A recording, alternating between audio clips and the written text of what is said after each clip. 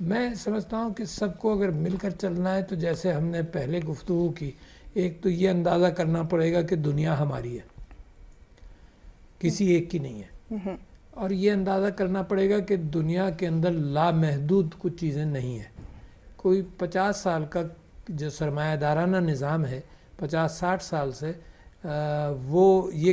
کہتا تھا کہ بناؤ پھینکو ہے، اور نتیجہ یہ ہوا کہ ترقی یافتہ معاشروں کے اندر جو چیزیں لوگ خریدتے تھے، یہاں تک کہ بچوں کے کھلونے یا جو کچھ بھی خریدتے تھے، 2-4 مہینے کے بعد وہ استعمال نہیں کرتے تھے اور وہ ویسٹ ڈمپس میں جاتا تھا۔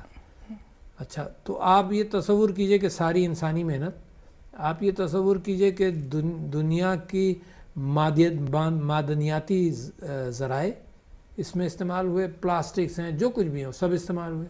اور پھر آپ یہ تصور کیجئے کہ لوگوں نے محنت کر کے ان چیزوں کو خریدا اور پھینک دیا۔ تو یہ جو سائیکل آف ویسٹ ہے، جو over production and over less usage and waste, یہ سائیکل آف ویسٹیج کو سب سے بڑی نشاندہی کرتا ہے کہ دنیا کو ان معاملات کے اندر اکٹھا ہو کر سوچنا پڑے گا۔ دوسری بات یہ ہے کہ آہستہ آہستہ پاکستان بھی کوشش کر رہا ہے کہ فاسل فیول سے نکلیں اور سولر انرجی کی طرف یا ونڈ پاور کی طرف یا ہائیڈرو پاور کی طرف کریں۔ اب یہ بھی طے پا گیا ہے، دنیا کو اندازہ ہو گیا ہے کہ ہائیڈرو پاور کے لیے خاص طور پر ڈیمز نہیں بنائے جائیں، مگر واٹر سٹوریج کے لیے بنائے جائیں، اس کا سائیڈ بینیفٹ ہائیڈرو پاور ہوگی۔ تو یہ سیف انرجی۔ اچھا، دوسرا جو گلوبل کوآپریشن کی ضرورت ہے بہت بڑی، وہ ہے ایگریکلچر میں، کہ دنیا کے بھوکے پیٹوں کو ہم کھانا دے سکیں۔ اچھا، اس حوالے سے بھی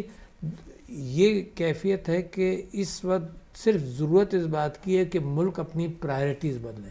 کوئی بہت بڑی سائنس اس میں نہیں ہے، یعنی ورٹیکل فارمنگ ہو رہی ہے، کم پانی کے ساتھ فارمنگ ہو رہی ہے، اور بغیر پیسٹی سائڈز کے فارمنگ ہو رہی ہے۔ تو ان سب چیزوں کے اندر میں مستقبل میں سوچتا ہوں، جس میں چائنا کا بہت بڑا رول ہے، کہ ابنڈنس کا زمانہ آ رہا ہے کہ یہ چیزیں بہت ہوں گی۔ انرجی میں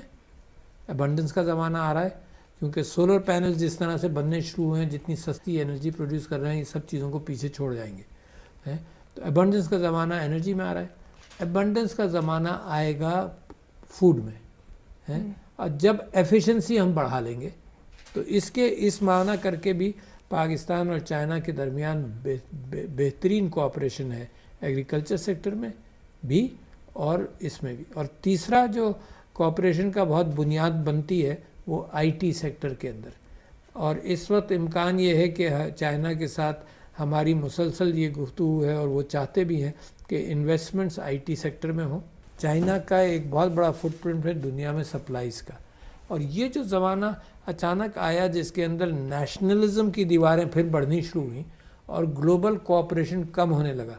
یہ میں سمجھتا ہوں یہ دنیا کے لیے خطرناک ہے، کیونکہ یہی 50 سال تک یہ کیفیت تھی کہ بھئی دیواریں نیچی کرو، ساری گڈز آپس میں ایکسچینج کرو، یہ ایک دنیا ہے، ایک جیسا انسان ساری دنیا میں ہے، رنگ، نسل اور مذہب کا فرق ہو سکتا ہے مگر انسان تو ایک سا ہی ہے، ہر ایک کو محبتیں، ہر ایک کی نفرتیں، ہر ایک کی تکالیف، ہر ایک کی بیماری ایک سی ہے۔ تو یہ زمانہ دیواریں اونچی کرنے کا شاید شارٹ لیوڈ ہو، مگر یہ کہ دیواریں نیچی جانی چاہیے، اور جو لڑائی کی گروپنگز بنتی ہیں ان گروپنگز کے مقابلے میں امن کی گروپنگز بننی چاہیے۔